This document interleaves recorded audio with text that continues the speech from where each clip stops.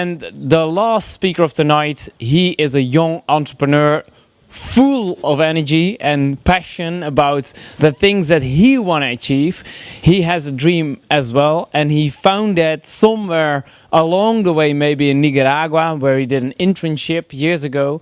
And Timmy and I met each other 2 years ago when the both of us were fortunate enough to be asked to hold a TED Talk, and he actually has a very enthusiastic TED Talk of 8 minutes in the preparation of the night. I watched it again and it always brings a smile on my face.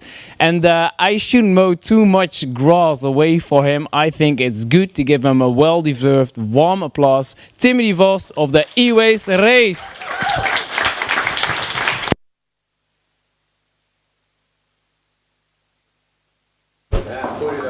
Yes? All right. Yeah, thank you very much for this nice welcome. So I'm Timmy de Vos, the guy you see on the screen. And before Rudy already introduced me as the guy of the E-Waste Race, which is one of the projects that I'm running. And that's what I'm doing on this picture. I give a lot of classes. Yeah, you could say I'm teaching these kids something, but I rather say that I'm trying to inspire these kids and actually want to motivate them and let them experience some cool stuff to make the world a better place. Well, that's me. I see some of you guys left already, but still I would like to get to know who you guys are. So there is the idea that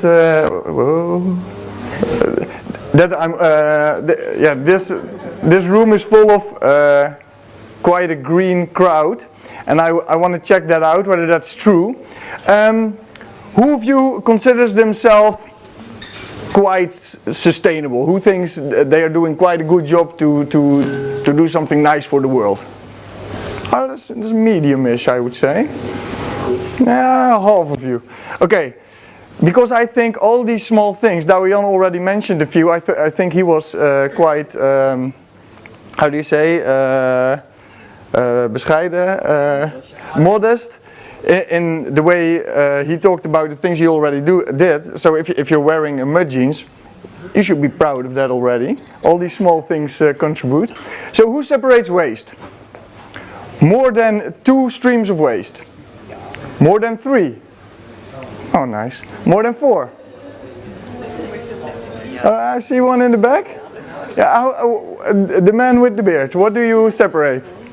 Wood, steel, plastic, marine, and GFT. Okay. But black in the black bin. The black bin, the green bin. Because also glass. Yeah, glass. Especially wood and metal is quite. Wood goes in the burner, I wouldn't really call that recycling then, but okay. Who has a job related to sustainability? Oh, 1, 2, 3, 4. Nice corner over here. Nice. Okay. Who has ever tried to live a day without plastic? Quite a few of you as well. That's the image Darian. I think there is a lot of overlap between my story and Darian's, by the way, and you will see that in the coming 20 minutes. But that's actually quite impressive, I think. A day without plastic is quite hard. Who is a vegetarian? Also a few. Who is very consciously eating less meat? Oh, that's already, that's a lot of people. Nice. So does that mean only one day not eating meat, or more? More than 1 day, hands? More than 2 days? 3 days on average? Okay, so half a week of no meat eating. Nice. Who buys fair and ecological or biological clothing? 1, 2. Oh, it's a smaller crowd. I find this really hard myself as well. It's super hard to buy. I'm very, I was very well, how do you say it? I was very enthusiastic about what Ellen told. One more company that's bringing these things out there, which is awesome. Who buys biological food? Also quite a lot. Who goes to work or school by bike or public transport? And who does that because they think of the environment? Okay, fair enough, fair enough. Who has their own solar panels? Oh, nice. And how many of you get electricity from a green supplier or green energy? Yeah, I don't know. You don't know? They say. Yeah. There are a lot of ways to look at this. The one company is greener than another, and some companies they claim to have very green electricity, while they also do in other energy, and then yeah, you wouldn't really want to give your money to those parties. But let's not get into that too deeply. And anybody else that does something for a better world, whatever, please, everybody raise your hand now. Oh, that's very medium. Okay. Everybody that has raised his hand, very cool. Awesome, if you ask me. And that's where Dawian and me might differ a little bit. I think all these little things that we are doing, we should be very proud of it. All these small things. And well, I'm maybe telling one of those stories that you might have told years ago, still trying to be the enthusiastic one that tries to get everybody also, well, it's not the 90% over here because a lot of you are quite green, but also try to trigger these other people to make little changes. Because we all love our world, right? It's a very nice place. And if we don't like the world, we might at least like some of the people that are on it. Right? So we all want to be nice to each other and yeah, get along. But there are also a lot of troubles in our world, and I still speak to a lot of people that say, when I'm being the sustainable guy that I am and bragging about the sustainable stuff I do, then there are still a lot of people coming back at me saying, I don't care too much about the environment. Well, so sometimes I think that's kind of strange. Well, put these people in a desert or in a war-torn place like Syria, for example, then I think they would really care about what their environment is. So I don't really think they always know what they're saying.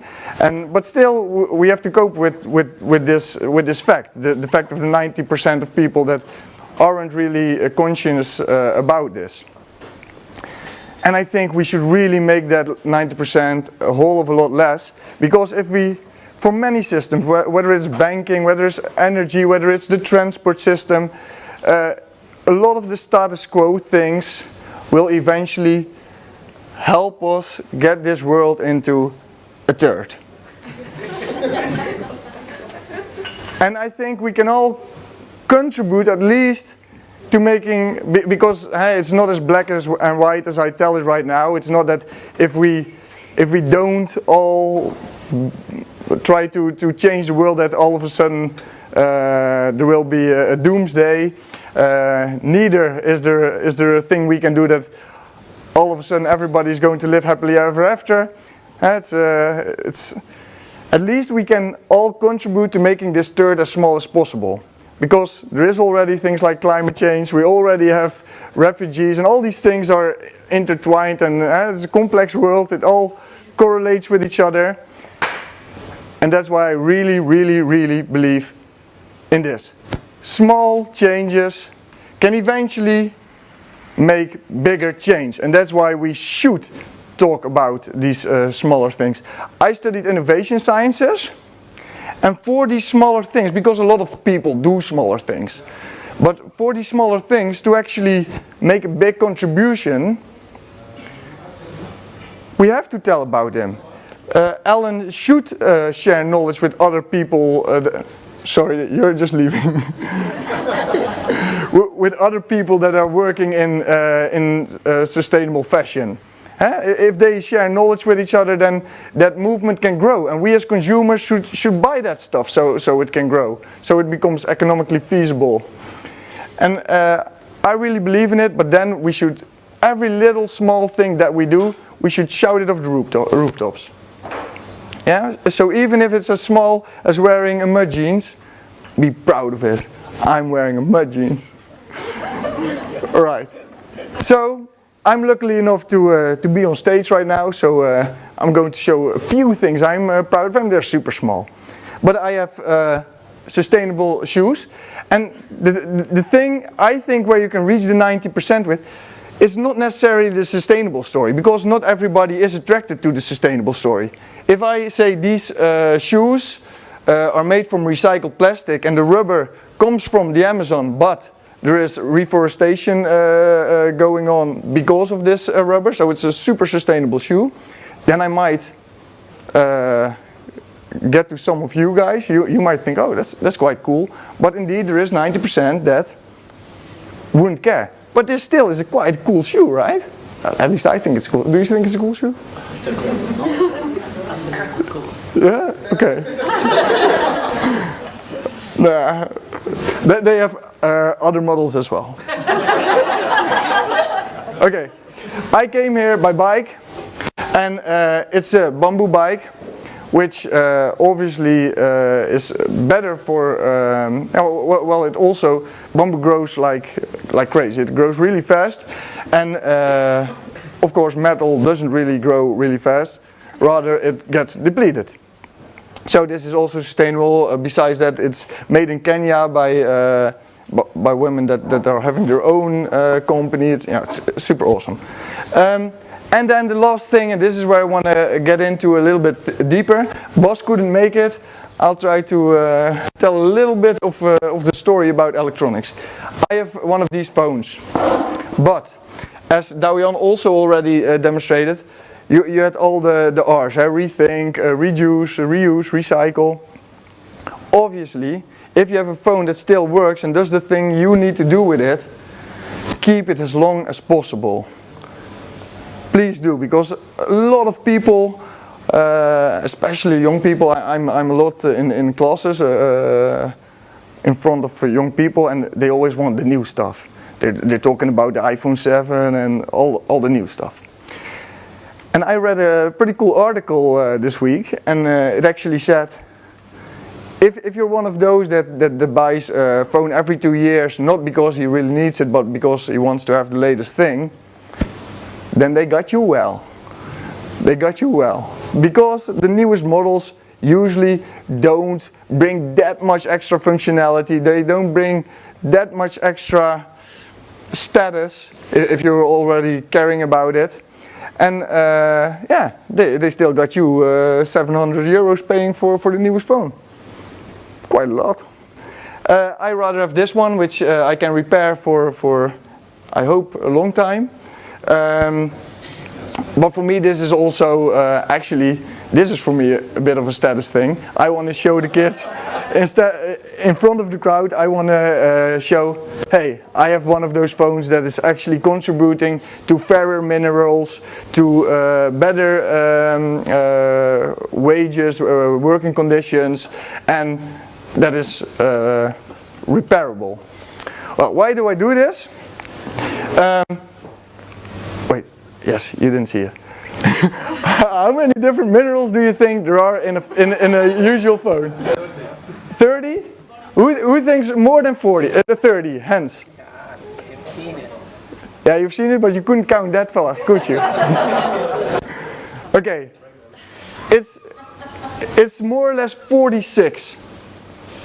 And we are using so much more minerals these days than we did only 10 years ago with the information age and everybody wanting phones and tablets and what else. But also a way wider variety of minerals that we didn't use before. Things that we, like palladium, tantalum, the thing is cobalt to make batteries. That stuff wasn't used that much before. And actually we are depleting this stuff at a crazy rate. This is an image, there are a lot of different images going around on this topic, but this is at least very clear, and it also shows the urgency very well, because there are a lot of minerals with the assumed growth that we were having before the crisis. Then a lot of minerals, like for example a very well-known mineral, gold, will already be gone within 40 years. The same goes for copper, for load in English? Lead. Well, so this goes a lot faster than probably most of you would have assumed, right?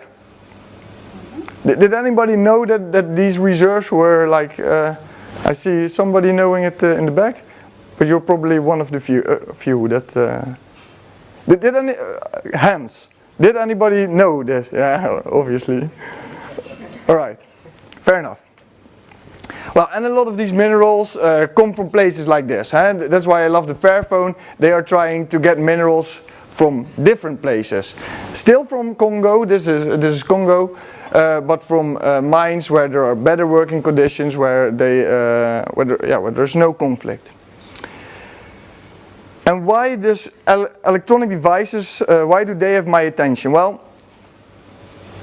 e-waste, electronic waste, the waste from our electronic devices, is the fastest growing waste stream that we have at the moment, due to the information age and all the stuff we want.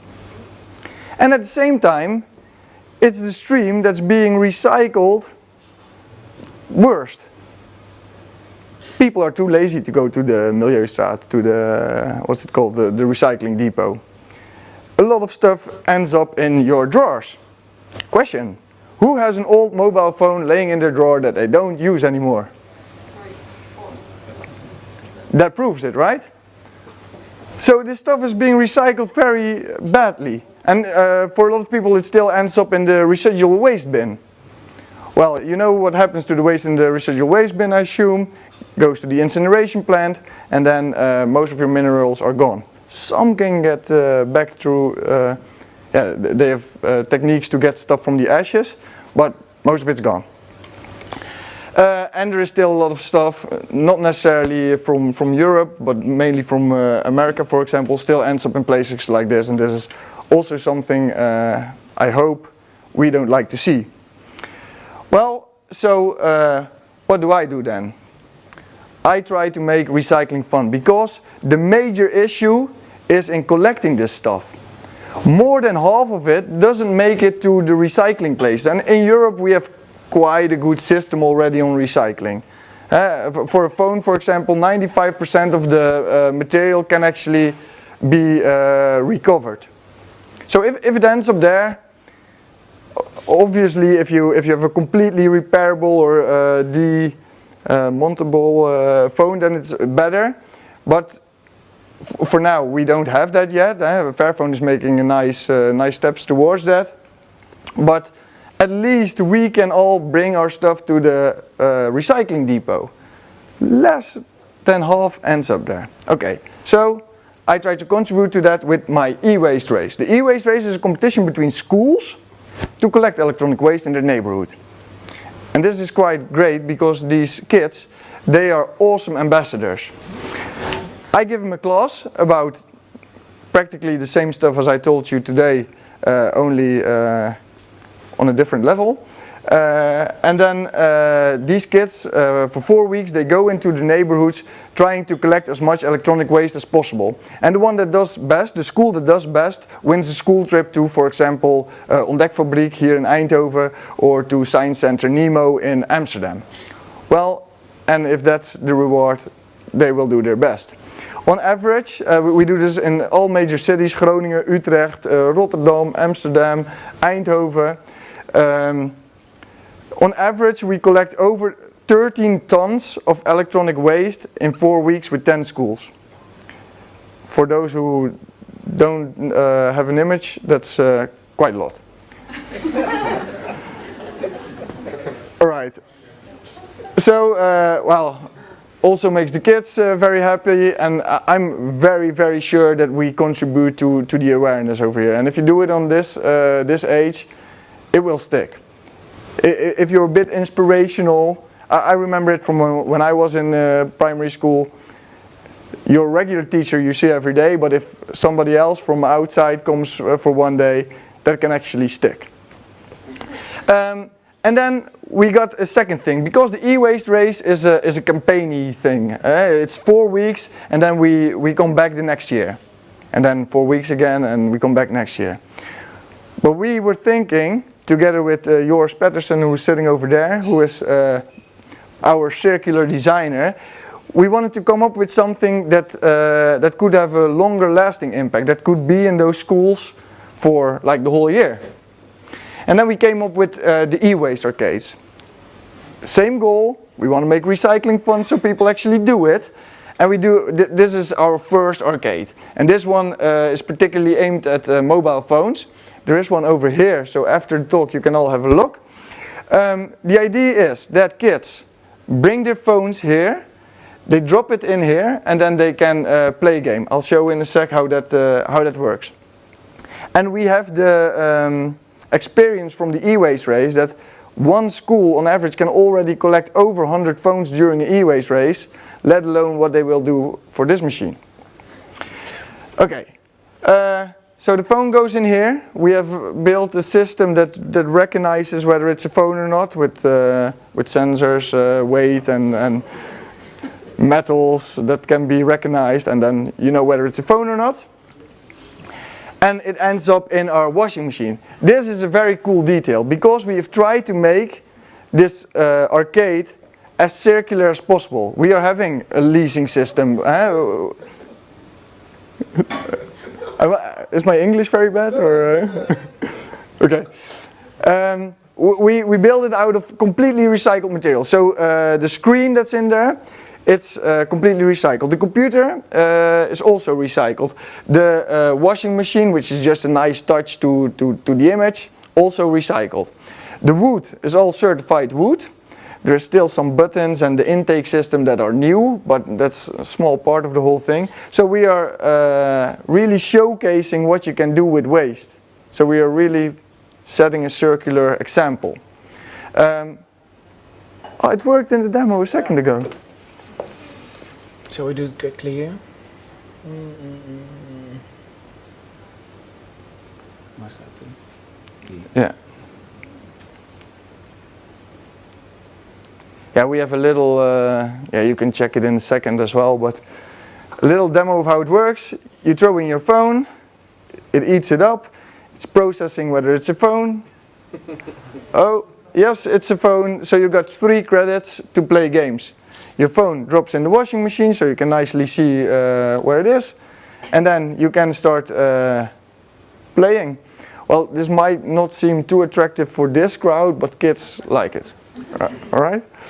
Yeah, and there are 6 games in there and they all have a recycling message. So this one you're collecting phones and you have to save them from the residual waste bin. Another one you have to catch all kinds of electronics and bring them either to the recycler or to the repair shop, and then you get more points for repairing because that's even better than recycling.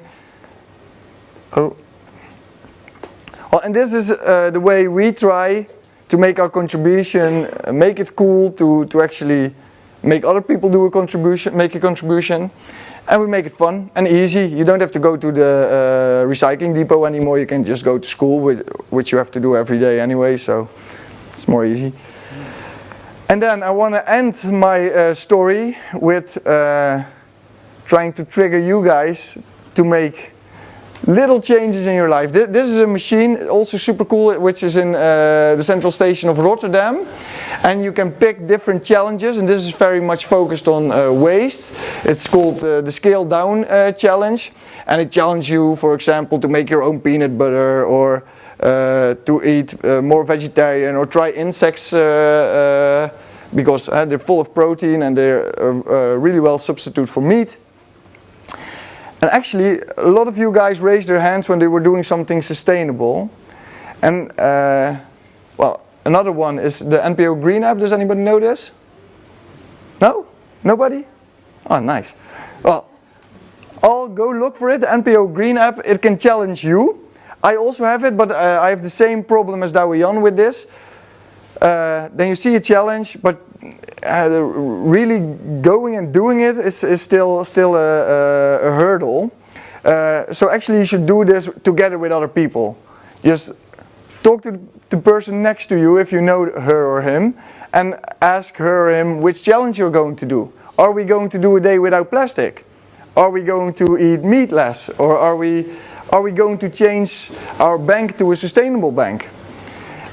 And actually that's what I want to end to it. I want you guys to talk to your neighbor and tell them what you are already doing and what you maybe could change as small as possible, so you really will do it. And then I want to end my story there.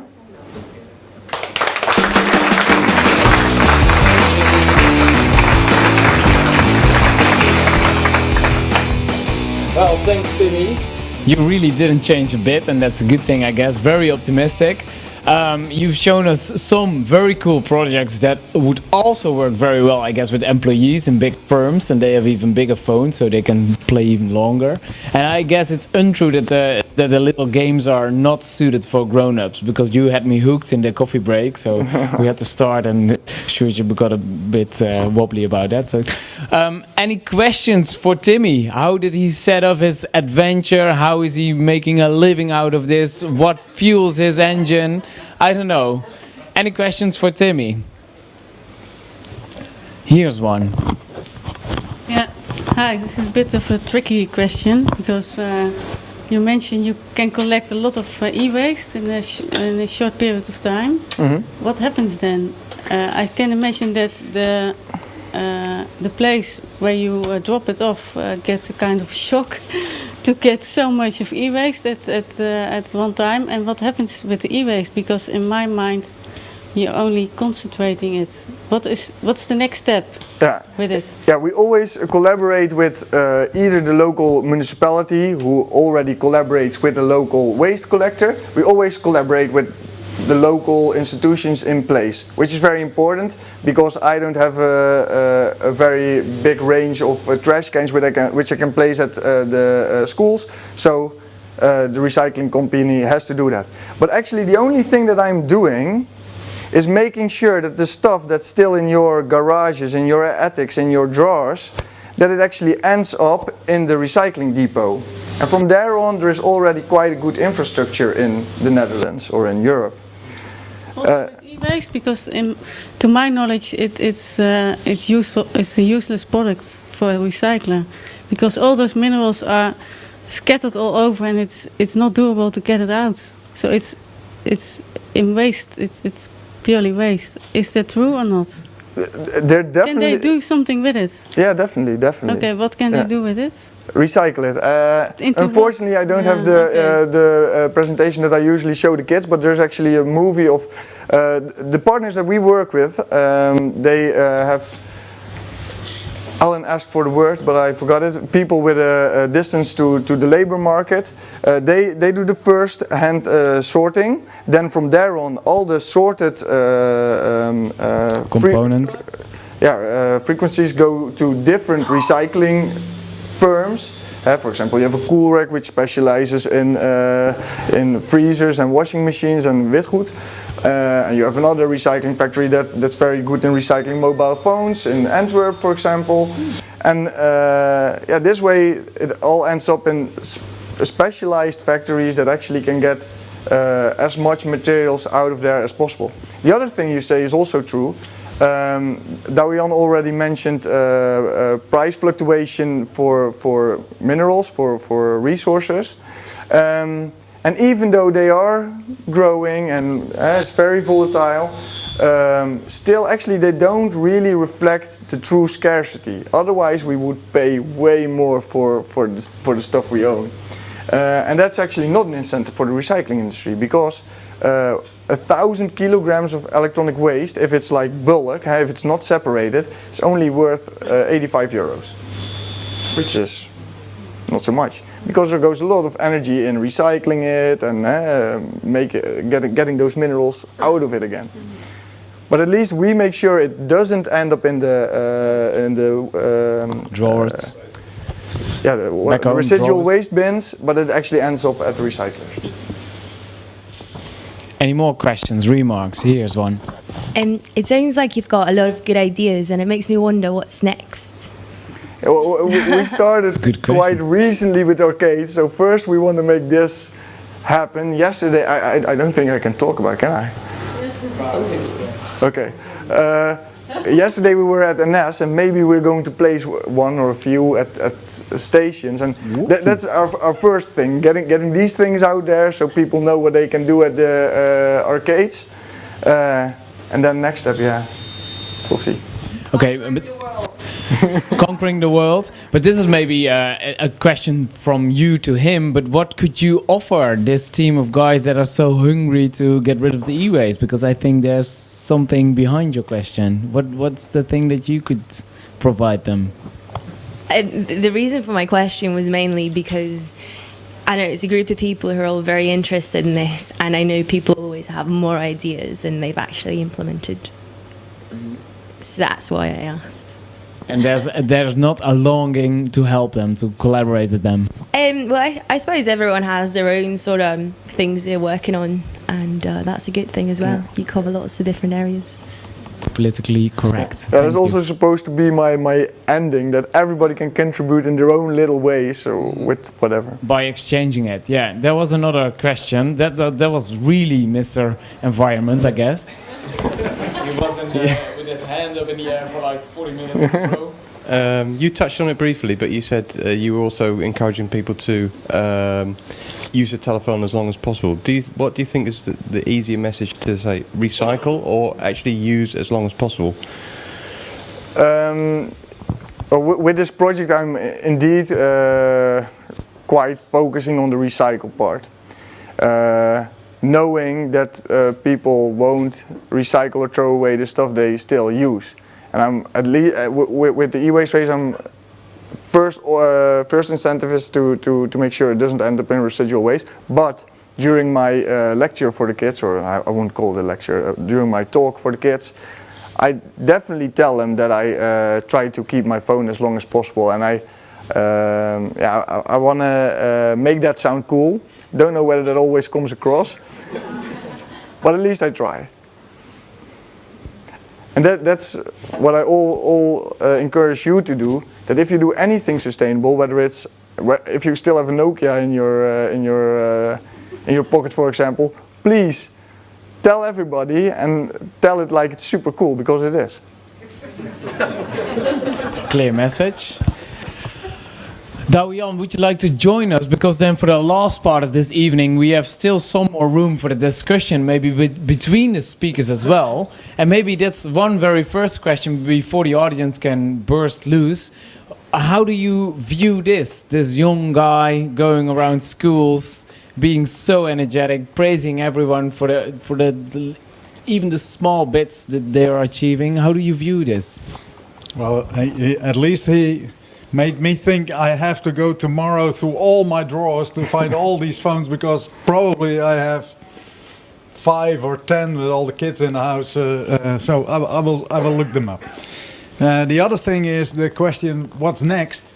Well, what's next is that we don't buy these things anymore, but that they stay the ownership of Apple, LG, Samsung, whoever it is. They get them back, and then they will see that there's a different layer of value in these machines.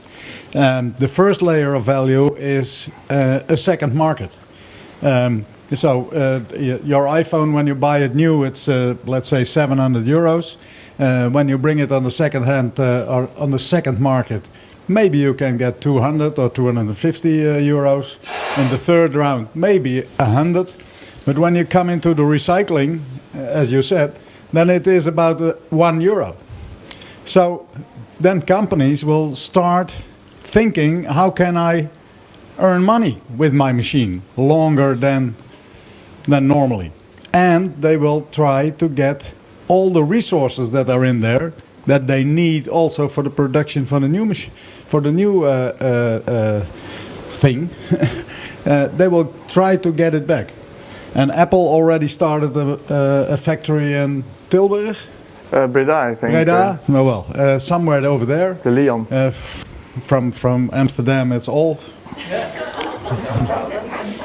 below Eindhoven, but that's not true. But in Breda, they have already the first factory to recycle the Apple phones. So it is starting, but they need to have the step towards keeping the ownership and facilitate us with the use. And that's not a big change, because you already pay 40 euros or 30 euros a month for the cost of using it.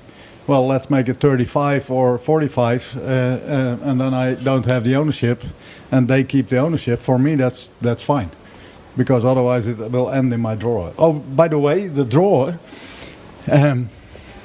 It's beautiful to see that we have them in our drawers. They have a value that makes that we don't do them in the residual waste bin. So we keep them in the drawer, and then after 5 years we think, oh, it's still there. Yeah, oh, okay, we don't throw them away. That's almost not happening. So we feel somewhere that it has value. But the next step is a change in the business model. Yeah. Yes, good addition. There is someone, and the things that you mentioned resonate here. Go ahead. Yeah, I was wondering, have you ever talked to maybe Orange or T-Mobile? Because there's a subscription model for iPhones in place. Like you pay 50 or 40 euros a month and then you get your phone.